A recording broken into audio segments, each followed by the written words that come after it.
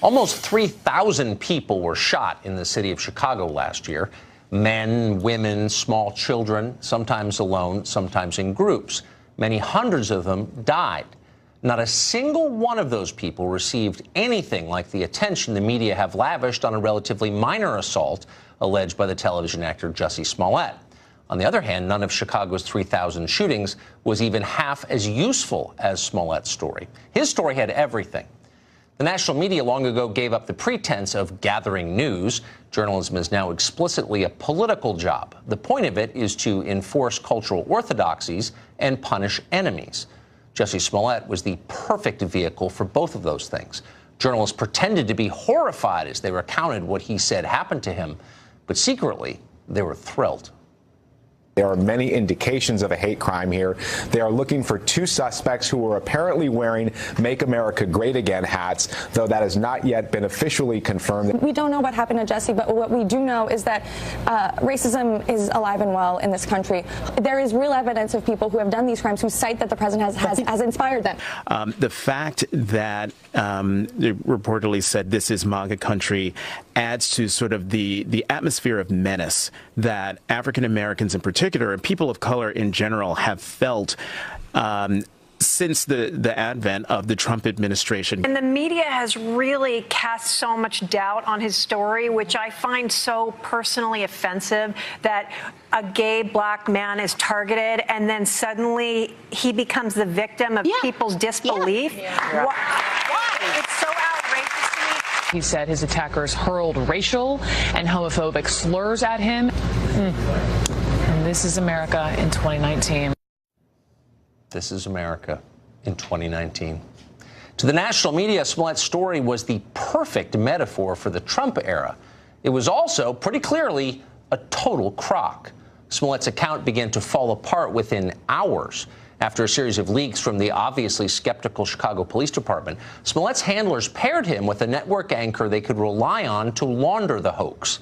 In the end, Smollett sat for 16 and a half minutes with Robin Roberts of Good Morning America.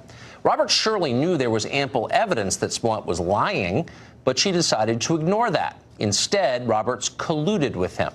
She nodded empathetically as Smollett wept on camera. She asked no significant follow-up questions. The two parted like old friends.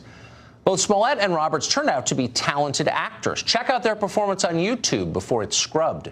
You'll never watch ABC News again. Virtually every word they utter is dishonest. Smollet began by explaining that the men who attacked him were not muggers. They didn't want money.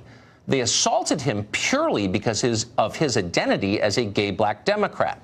People like Jussie Smollett aren't allowed to live in Donald Trump's America. That was the message of the attackers. This is MAGA country, they screamed. They were referring, of course, to Chicago, a city where 88% of the population voted against Donald Trump. As a crime story, it didn't make a lot of sense.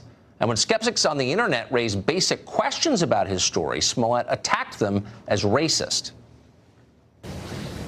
If I had said it was a Muslim or a Mexican or someone black, I feel like the doubters would have supported me a lot more. And that says a lot about the place that we are in our country right now.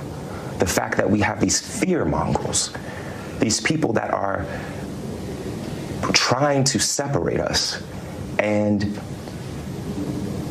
it's just not okay. What you just heard is a near-perfect inversion of the truth. As Smollet himself might have put it, who exactly is the fear mongrel here? Who is dividing us? And who exactly is the victim in all of this? Well, Smollet claims that he's the victim. He tells us that he represents the most despised and unfashionable groups in America. That's why bigots doubt his story. The rest of us nod as if this were true because we're required to do that. That's how dishonest our society has become. Everyone must lie all the time. We know the rules. We have no choice. Meanwhile, our leaders immediately jumped to the defense of this supposedly unpopular person before even hearing the evidence. Within hours, at least two presidential candidates had described what happened to Smollet as a, quote, attempted lynching. They assumed on faith that he must be telling the truth. By definition, they smeared anyone who doubted him. They called him a hero. Is this the treatment that marginalized people receive? No, hardly. Smollet isn't powerful. powerless. Far from it. His power lies in pretending that he has no power. In fact, Jussie Smollett and his promoters are the aggressors in this story. They launched a calculated campaign of slander against an entire group of people who have far less wealth and far less cultural influence than they have. If there's a bias crime here, they committed it. Will anyone be held accountable for this? Don't bet on it.